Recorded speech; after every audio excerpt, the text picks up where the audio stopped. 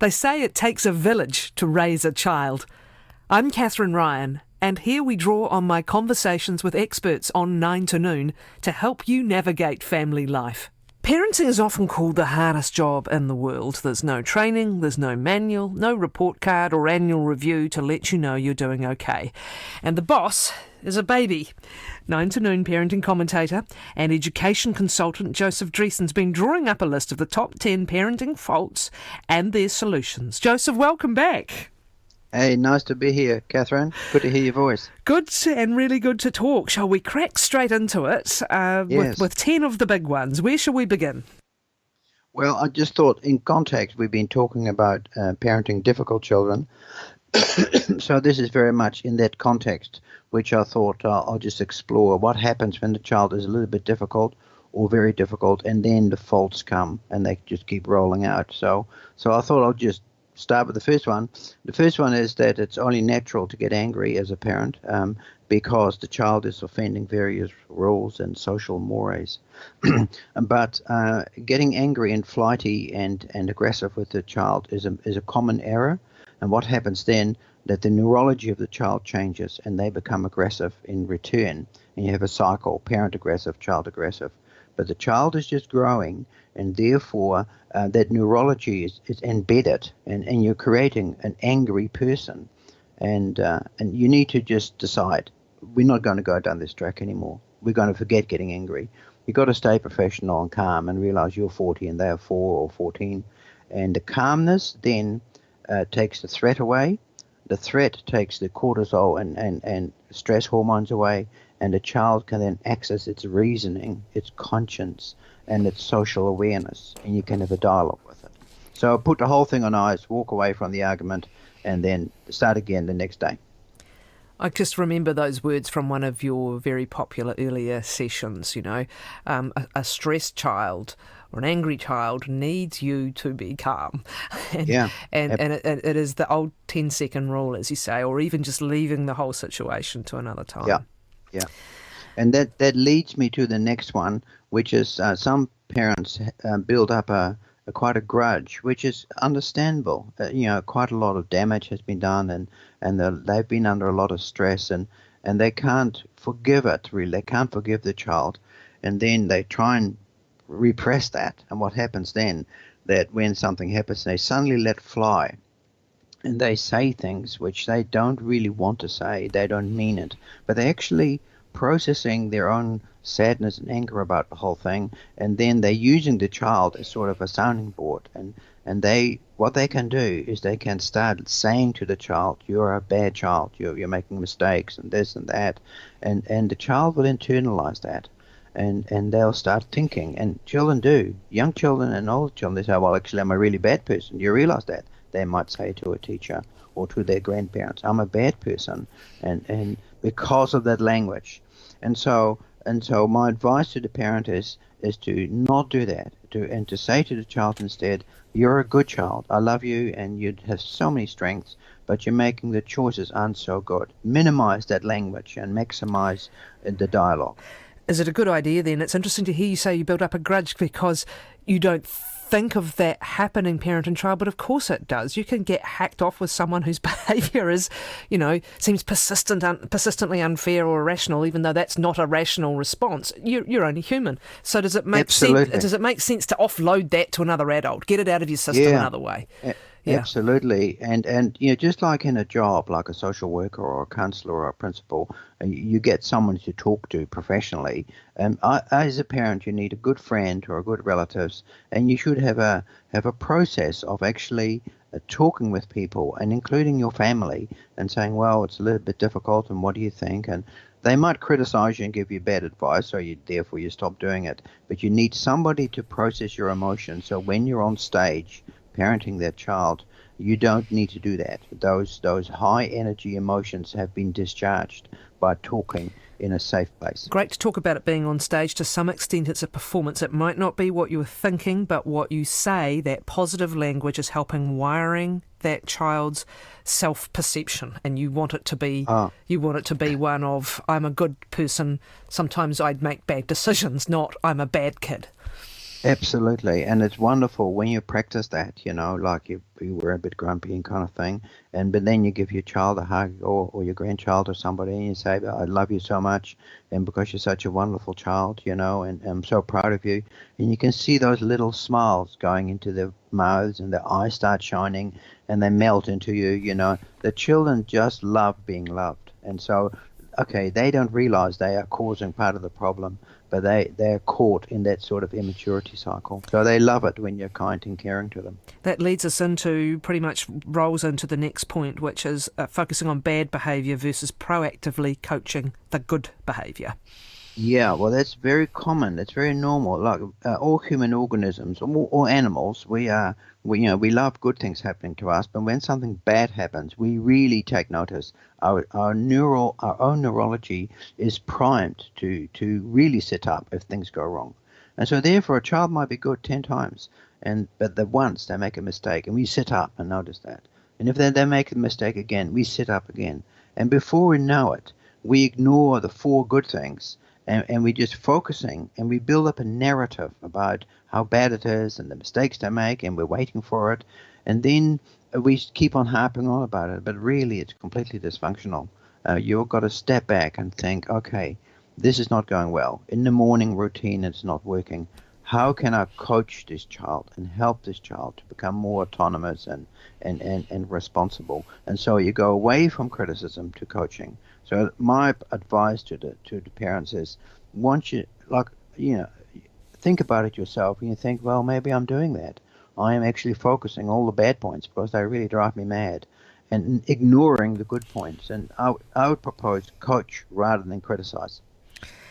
And if there is going to be a bit of both, there should be way more coaching than criticising, right? There should be way Yeah, more positive reinforcement than there should be the yeah, criticism. yeah, totally. Because some children are tremendously sensitive, and you might only say a few words, and you don't know the impact it has. Just like your partner. If your partner says, "Let's fly," and says something about you, you might think about it for weeks or months, and think, "Gee, I didn't realize that she thought of me like that." So you've got to be really careful, and that leads us to the next thing: is that some parents. And they are gun shy because of the faults and the mistakes.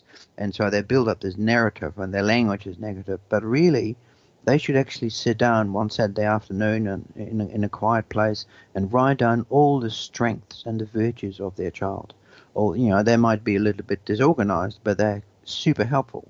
And they might forget things, and yet they're the most caring person on earth, or they have great sense of humor.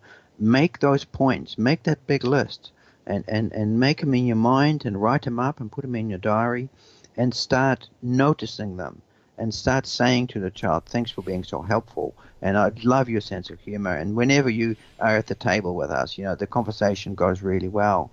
And so the child starts to notice their strengths. And as you notice them and they notice them, then actually they become more aware of their mistakes and they think, oh, maybe I shouldn't do that because really, my mum loves me and she thinks the world of me and I make a great contribution to our family life. I shouldn't do this. So noticing their virtues and strength is a very positive thing for a parent to do, and to weave that into the conversation during the day. You have to be proactive because often a really good kid, of course, you're not noticing bad behaviour, so you're not really possibly giving any feedback about the good behaviour. But as you say, that's Oh, a yeah. missed opportunity. Yeah. Yeah, absolutely, Catherine. Some good children, and that's a really interesting thing to say because some good children get quite sort of down and a little bit depressed about the fact if there's a bad child in the family or a difficult child in the family, I shouldn't say bad, there's difficult episodes, they just get ignored. And at the end of the spectrum, that can be quite damaging to a child. So it pays you like a teacher, a good teacher, is very balanced in their approach to the children, and they don't let certain people dominate their classes. And a good family and a good parent does the same. If you have a persistent issue you're working with, this brings us to the next fault in the solution, which is persistency can lead you to label a child, either to them or to others, right? And labelling them as bad or problematic or whatever. So what's number 5 about? Labeling the child as bad is quite a significant mistake to make, and we talked about that just recently that when you say to a child, you are a bad person because you're doing this, then the child will take that on board, and they will actually say that. And so you should say, you got to make better choices, but you're a good person.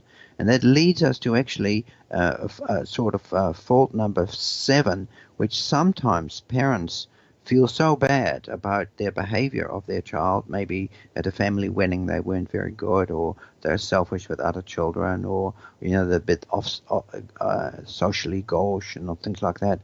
Some families, some parents isolate themselves from their family support, and they try and just kind of batten down their patches and try and do it all themselves.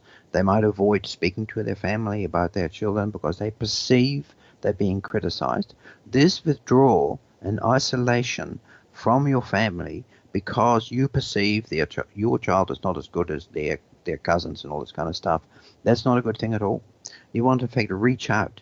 You want to, in fact, make a phone call to your brother or your sister or your mum or your cousin and say, look, I know my son or daughter is a bit difficult and I'm struggling with it, and maybe have you some advice or can you help?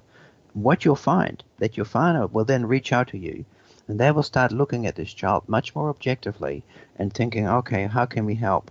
And those efforts, those aunts and uncles and cousins make to do these good things, using positive language, noticing their virtues, taking them under their wing, you'll be amazed to what extent your family will actually thoughtfully and wisely interact with your child, and it becomes an asset rather than a liability. So labeling the child and isolating yourself are two things you want to avoid. That village cracks in. It's interesting, isn't it? It's too short a trip from using language like I have a naughty child to I'm a bad parent or not a good enough parent, and neither of those things is the case. But it's an easy self-accusation to fall into. Oh, yes, because we all want to be the best parent we can be. I've never yet in my entire career met a parent who didn't want to do a good job and who didn't love their child. But sometimes they were stuck in a position or they were overwhelmed by the problems. But it doesn't take a lot of support and encouragement. It doesn't take a lot of talking it through and sort of surrounding them by kindness and care that they suddenly flourish. And in fact, the more you can invest into a parent who is struggling with the child, the better it is for the parent and the child. We skipped over 6, which is related and important: learned helplessness versus improving and practicing your parenting skill set. It's not giving up, right? Yeah, the learned helplessness, in fact, is like you've got to say 5 strategies and they don't work, and the child just carries on and it gets worse. And then you just, after a while, give up. And there's a relationship, Catherine, between parents who can't solve the parenting issues and a sense of depression, which then leads on to a sort of helplessness. I don't know what to do. And that can go quite extreme. But it is part of the previous thing I talked about. That is just not right. It's like having a nice car which doesn't work anymore, and you just put it in the garage and you forget about it. That's crazy. Go to somebody who knows about it. So instead of isolating yourself and becoming helpless, just open up a dialogue, find some professional advice, see a counselor, etc., and then say, well, what are the skills I need to have for this particular issue? Go to a course like the Incredible Years and or Positive Parenting, and put the effort into reaching out, gaining some more skills, practicing those skills, and seeing the results. It's way better, way better. The last 3 parenting style matters again, the last 3 most common faults and their solutions: holding on to your anger versus forgiving your child, which sort of circles back to an earlier one in some ways, but it's about that context of they are just learning to grow up. It's remembering the situation you're in, even when the energy levels are flagging. Yeah, well, that is a really interesting one, because I know they're related to what I talked before, but the difference is amazing when you talk to a parent or a teacher and they suddenly sort of switch. It's like a switch. They decide to forgive the child and to realize, actually, I need to be more of a therapist or more of a counselor. I just need to have better skills. And when you go into that mode, when you have that forgiveness and that mode of, I just need to be better for this child because they're struggling, then everything changes.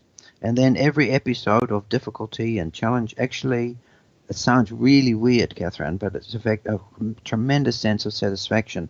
You think, I know what I'm doing here. I know what's happening. I know what the child is trying to tell me. They're trying to reach out, but they're using negative attention to seek it. So I'm going to give positive attention. And suddenly the child notices this, that somehow you're in a different plane. You're on a different space. And they notice that. And so, yeah, it's a fantastic journey as a parent and as a teacher to reach that next level of skill and a sense of forgiveness and equanimity, and just saying, I'm going to hang in here and provide this child with the skills that I need to have, even though I might not be perfect. I'm doing my best, and let's not hold grudges. Let's forgive. Number 9, my way or the highway. Yeah, well, that's part of the spectrum we talked about before, but it's really important to reiterate, is that authoritarian parents are usually very anxious, and they want the best for their children, but then they flip into sort of, well, I don't know how to solve this, so let's just roll out 1, 2, 3, 4, 5, and let's do it. Let's go. And a child might not want that, or they're confused, or they're too slow, or they want to be listened to, and so you just steamroller them. And steamrollering will provoke either active resistance or passive resistance. The child will become sneaky and angry, or just they lose their spirit. So that is not a good way, and you should listen to yourself speak. And the teachers or the people who you meet will try and give you little signals. You know, this is New Zealand. We are totally super polite, and we don't say things openly, so we hint at it. And but some parents are just not hearing it. So I would propose that when you feel angry, you want to bulldoze the child and make them do what you want them to do, actually to sit down and say, hey, listen, we're a team, and you got to do your thing and I got to do my thing. And probably I'm not perfect as a parent and you're not perfect as a child, but let's work together and let's negotiate what has to happen and what are your responsibilities. Go into that. What children need from authoritarian parent is a parent who changes their approach and starts listening to the child, negotiating with the child, and talking to the child, and modeling to them, this is how you change and how you create harmony and how you change your life. If you don't, what will happen? This child will button up, might do what you tell them, but they will act this out when they are married to their children. They will act it out at work. They might act it out as adults. And we don't want that. We don't want to perpetuate this aggressive authoritarian parenting. We want to get rid of it and become just more balanced. Not wimpish, but balanced. Well, that leads us to the final parenting fault and its solution, which is being permissive and weak versus... Yeah, authoritative, assertive, and caring. It's interesting, in my teacher seminars, which I do every week, and I always take a vote and ask the teachers how many permissive parents do they know, and a lot of hands go up. And these are parents who love their children, but they don't know how to set limits. And some parents are actually passionately committed to this road of saying the child is big enough to decide for themselves when they get up, what they do, and they should make their own mistakes. And they get furious if other adults actually put limits to the child. But that is not, it is sad, it's not true. Children need limits and boundaries. They feel secure with rules and agreements and chores which must be done and being held accountable. And if you don't, then the child becomes actually incapable of managing themselves. Their own impulsivity is too great. They need a structure. And so permissive parents are often, they think they're doing a great job. Often the children are very socially skillful. They become bush lawyers and argue brilliantly. But many of these children lack self-discipline and they become willful and can throw massive tantrums when things go wrong. So you want to change. You want to become more balanced and say to your child, there are certain rules, we've agreed about them, and they're going to stick. And then you've got to have the courage to have little battles. And so the permissive parent needs to do what the authoritarian parent actually does too much of. They need to set boundaries. They need to specify what are the expectations and and help the child understand what they are. They want to coach the child, hold them accountable. And if the child becomes willful and difficult, they need to have the courage of the convictions to dish out some consequences, or to have some time in or time out, or ask for apologies, or gate the child, whatever. There needs to be action so the child learns through consequences that actually I can't do whatever I want. And many teachers feel that some parents need to improve in this issue quite a bit. Interesting you talk about teachers. We've got a couple of questions here and one observation from listeners. And the first is the observation. Came across a new entrant teacher who hypnotised her class, never told kids what to do or ask them, always said, "I love the way you always listen carefully, sit quietly, help others, etc." She was very persistent and got great results. She said kids wants to be loved and she wanted to put the right pictures into their subconscious. Interesting way of approaching it. Yeah, no, totally. Hypnotising is a wonderful word. I don't think she meant literally, but no, that was the impact. Actually, great parent. If you go into a great family or in a great classroom, that's exactly what happens. What it looks like. These are two similar but different questions, age and also what they're talking about. I'm going to give them to you. Tell me if you need the second one repeated. The first one is, I have an autism spectrum disorder, ASD 10-year-old child, and my youngest 7-year-old neurotypical child has learnt a lot of his bad behaviours. There's that word, but behaviours we don't want. Yep. And we're struggling to manage this. Any suggestions? Actually, let's deal with that first. Yeah. That's very common, and the younger child needs a different process than the older child, because the older child, because of that spectrum, is difficult to manage, and the outcomes have to be the same. The behavior of the child has to be good, but the process has to be different. But for the younger child, I believe there are two issues here. One is that the younger child is probably missing out on positive attention and love from the parent, because the parent has got their hands full with the older child. So there's an issue of sense of, I need more of your love. And so the second thing is, then the child thinks, well, my older sibling gets lots of love and attention by being misbehaving, so I'll do the same. So my first advice is for the parent actually to sit down with their partner and to say, how can we spend more time one-to-one with this younger child by themselves, so without being distracted, and pour them full of love and reassure them, hey, we love you lots. That will take away the force of the negative behavior. And then the second one is the younger child knows what's right and wrong. And so once you've done that whole loving job and the child feels more secure and caring and more attached, then you want to sit down with them saying, but actually, maybe your older brother doesn't quite understand how to do this, but you do. And I want you to be accountable for your actions. And so that younger child then needs lots of love and then more discipline. More, look, I'm going to put you in time out for that, or I'm disappointed with that, and that's not going to happen again. So there's a slightly different process for the younger child. They're getting the same reward, but through a different pathway, a more positive pathway for everyone is really what you're shooting for there, isn't it? Catherine, the thing I'm trying to say is that the underlying issue is the child needs to be demonstrated to be loved more by the parent, by themselves, but then they need to be disciplined more directly. Yes, yeah.